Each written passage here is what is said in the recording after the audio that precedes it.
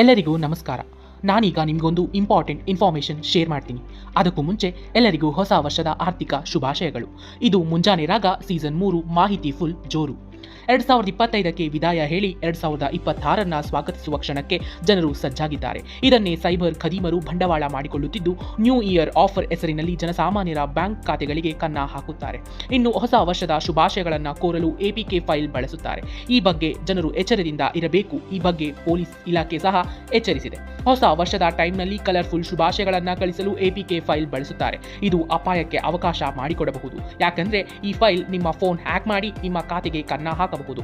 ಅಪರಿಚಿತ ವೆಬ್ಸೈಟ್ಗಳು ನಿಮ್ಮ ಖಾತೆಗೆ ಕನ್ನ ಹಾಕುತ್ತವೆ. ಅಪ್ಪಿ ತಪ್ಪಿ ಗಿಫ್ಟ್ ಕೂಪನ್ ಸಿಗುತ್ತೆ, ಆಫರ್ ಸಿಗುತ್ತೆ ಅಂತ ಹಿಂದೆ ಮುಂದೆ ನೋಡದೆ ಅಪರಿಚಿತ ವೆಬ್ಸೈಟ್ ಮೇಲೆ ಲಿಂಕ್ ಕ್ಲಿಕ್ ಮಾಡಿದ್ರೆ ಮೋಸದ ಜಾಲಕ್ಕೆ ಬೀಳೋದು ಫಿಕ್ಸ್. ಗೆಲುವು ಬಂದಾಗ ಸೋಲುತ್ತದೆ, ಬೆಳಕು ಬಂದಾಗ ಕತ್ತಲು ಕಾಣಿಯಾಗುತ್ತದೆ. ನಿಮಗೂ ಒಂದು ಒಳ್ಳೆ ಟೈಮ್ ಬಂದೇ ಬರುತ್ತದೆ ಅಂತ ಹೇಳ್ತಾ ಇರೋದು ನಿಮ್ಮ ಪ್ರೀತಿಯ ನಂದು.